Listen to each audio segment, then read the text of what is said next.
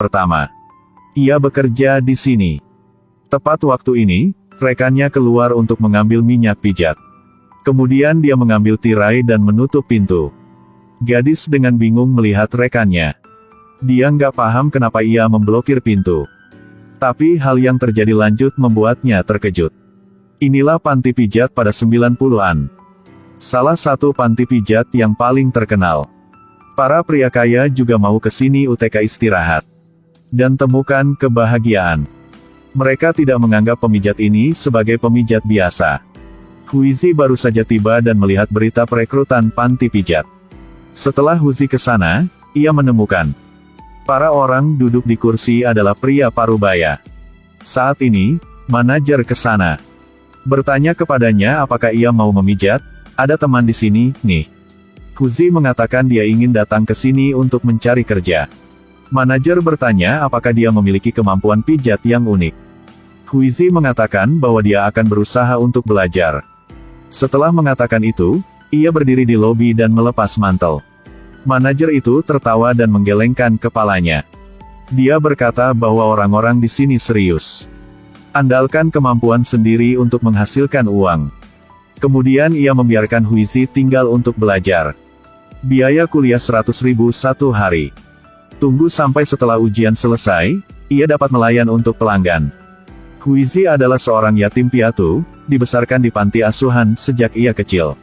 Juga tidak mempelajari keterampilan apapun. Dibandingkan dengan hambatan ketika Anda pertama kali pencari kerja. Ya setidaknya sekarang dia punya kesempatan untuk bekerja. Wanita yang bertanggung jawab atas kursus pelatihan bernama Mai. Dia dengan dingin mengajari mereka pijat. Lalu dengan dingin meninggalkan. Huizi bekerja keras, melatih semua keterampilannya setiap hari. Hari itu, dia pergi ke tempat yang aneh. Kemudian diam-diam melihat ke dalam ruangan dan melihat bahwa pelanggan itu tak pakai baju. Ingin belajar, kan? Ya benar. Wanita yang melihat gadis bodoh berdiri di depannya sangat rajin. Jadi ia membuka pintu baginya untuk mengamati pembelajaran. Saat tes keterampilan. Orang yang memeriksanya adalah senior dan temannya. Senior itu menatap teman itu lalu mereka berdua meliriknya. Sama seperti itu, kesuksesan membantu Huizi lulus ujian. Hari kerja resmi. Setiap pemijat memiliki kartunya sendiri. Huizi mendengar bahwa nomor seniornya adalah 18. Jadi dia memilih nomor 19. Ingin mengikuti jejak para seniornya. Dengan perkenalan dari senior. Kemudian dia mendapatkan pelanggan sendiri. Di bawah bimbingan dari seniornya. Keterampilan pijat Huizi telah meningkat dengan sangat cepat. Mereka juga menjadi teman yang sangat baik. Senior merawat Huizi dengan sangat hati. Kehidupan pribadinya juga sangat bagus. Dengan bantuan seniornya, Huizi beradaptasi dengan cukup cepat. Huizi berpikir dia akan mendapatkan banyak tip bulan ini. Jadi ia sangat senang. Seiring waktu, cinta di antara keduanya semakin dalam. Jadi ia memindah ke kos senior. Saat ia pergi ke kosnya, takut dengan adegan di depannya. Dan senior menyuruhnya untuk menjatuhkan ranselnya dan kemudian tidur lanjut. Sampai saat senior bangun. Ia terkejut karena kamar telah dibersihkan. Lalu, Huizi memasak makan. Merawat untuknya. Sebelumnya, ia hanya makan di luar. Sekarang ia bisa makan makanan di rumah.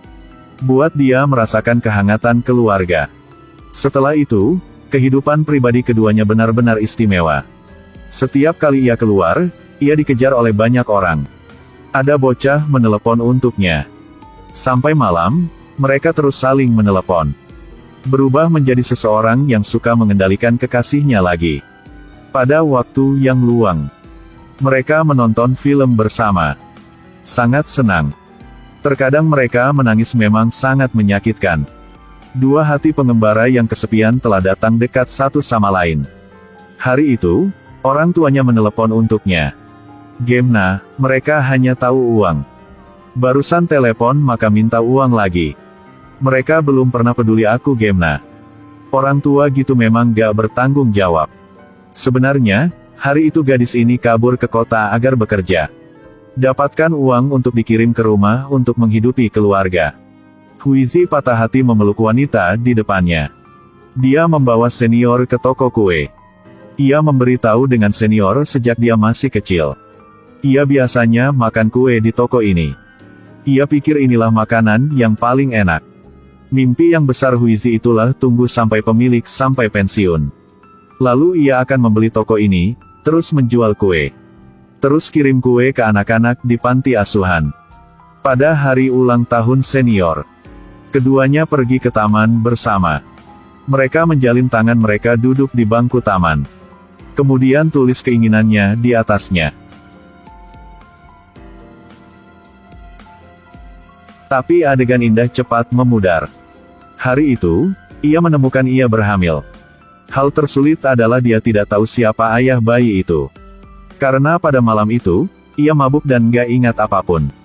Orang tuanya masih menunggunya untuk mendapatkan uang untuk menghidupi keluarga. Jadi dia memutuskan untuk menggugurkan bayi ini. Huizi pergi ke rumah sakit dengan seniornya.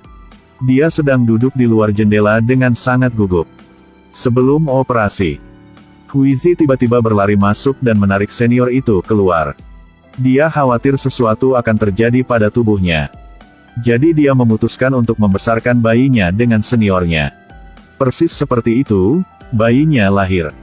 Yang terpenting mereka merasa bahagia. Jadi mereka menamai anak itu, Bahagia. Setelah lahir bayi, mereka wajib menjaga anak siang dan malam. Bayi sering menangis tanpa henti di tengah malam. Meskipun Huizi sangat mengantuk, tapi tetap bangun dan hibur bayinya. Senior melihat bayi yang lucu dan Huizi berbaring di samping. Merasakan pemandangan di depannya tak terlupakan. Dia dengan penuh semangat mencium dahi Huizi. Tapi dua gadis merawat satu anak sangat sulit. Di jalan, mereka melihat pasangan tua yang penuh kasih. Menerima pandangan kagum dari semua orang di sekitar. Sementara mereka berdua dihina. Hei, kamu tak ada suami, kan? Gak tahu, belum pernah melihat suaminya. Aku hanya sering melihat dua gadis ini bersama. Mutah sekel. Wanita merasa tidak nyaman dengan kata-kata ini. Ia dengan marah memperingati semuanya. Untungnya, Huizi mencegahnya. Hanya untuk bisa menghentikan pertarungan. Huizi bahkan tidak bisa membuka hatinya. Ketika senior mencoba untuk bergerak maju berkali-kali. Lalu dia masih memilih untuk mundur. Senior yang sensitif juga memahami penolakan dari Huizi. Pada saat itu, hatinya merasa menyakitkan. Sebelum menyerahkan Makau, adang-adang ada preman di jalan juga. Akibatnya, toko-toko di jalan tidak bisa berbisnis. Semua orang di panti pijat mencari orang yang lewat. Semoga bisa terus menghasilkan uang. Senior dan Huizi karena ingin membawa bayi. Mereka tak bisa menghasilkan uang.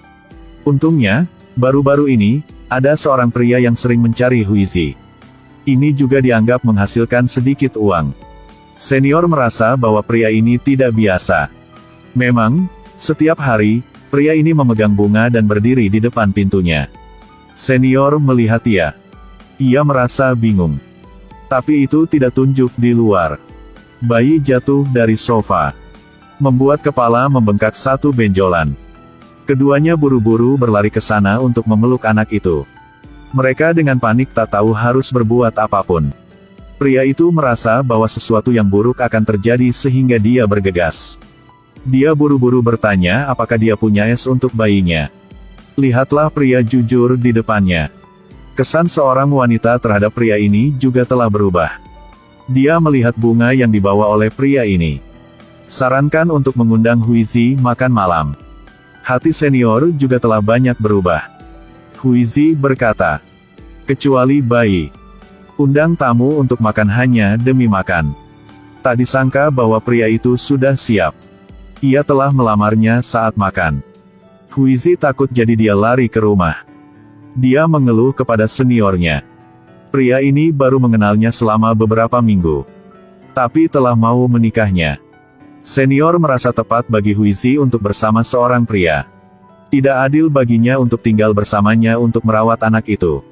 Sejak itu, senior mulai sengaja berkencan dengan lebih banyak pria. Sering di luar tunjukkan bahagia. Sengaja tunjukkan di depan Huizi. Menunjukkan bahwa dia tidak peduli di depan Huizi. Hal ini membuatnya merasa kecewa. Sampai hari Makau dikembalikan. Semua orang berkumpul di sini untuk merayakannya. Sekaligus, senior merasa kesal dengan Huizi. Dia dengan marah bertanya pada seniornya, mengapa tidak menyapa dan membawanya pulang? Ia berkata, katanya dia menemukan pria itu. Menjaga bayi di sisinya akan menghalangi dia. Berharap Huizi tidak mengganggunya lagi. Huizi tak disangka. Senior pernah merawatnya sekarang berubah begini. Dia menangis keras dan meninggalkan. Tapi yang dia tidak tahu adalah bahwa seniornya juga patah hati saat itu. Huizi merasa ia ditinggalkan. Lalu pergi ke rumah pria itu. Tanggapi lamaran pernikahannya. Keduanya tinggal bersama. 20 tahun yang berlalu dalam sekejap mata. Iba-iba, suatu hari, Huizi melihat di koran ada kabar sebuah pengumuman tentang kematian seseorang. Dengan isi, ternyata, senior meninggal dalam kecelakaan mobil. Huizi merasa dia perlu melakukan sesuatu.